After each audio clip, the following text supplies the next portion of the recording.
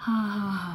Look, nilagyan ng sa yung pick up o yung maliit ba na sasakyan.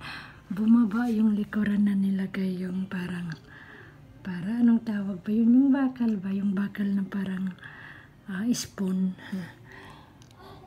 Oh, tinanggal. Pagkatapos, bumaba yung likuran. Oh, tingnan mo yung ayos. Bumaba yung konti. Oh, kasi nga ang bigat yan eh. Ayan no. Oh, ganun sila kahit Friday. Ayan, nagtatrabaho pa rin oh. Oh, hindi may akyat yata yung yung parang spoon. Hindi may akyat. Kasi nga oh, ayan o, inuusog-usog o. Pag inuusog kasi yung sasakyan tumatakba, parang umuusog yung sasakyan o. Oh, diba? Umaabanti, kumbaga, umaabanti yung sasakyan.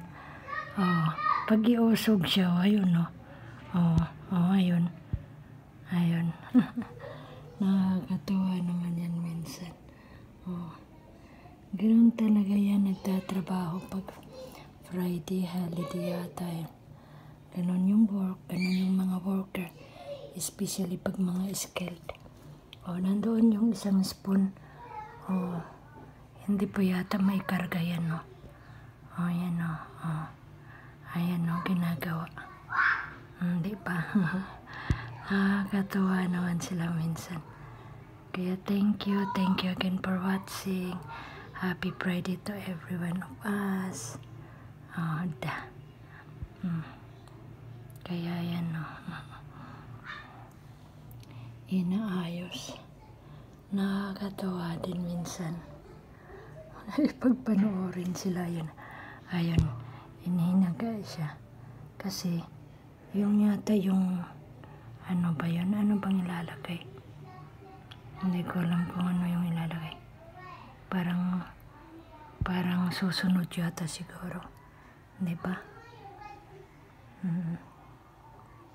Ayan.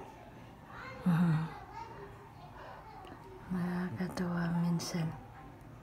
Kaya ganun yung mga workers. Okay? Natawa na lang ako minsan. Gumagawa, ganun talaga yun pag nagtatrabaho. Kaya kailangang ayos lahat. Thank you again.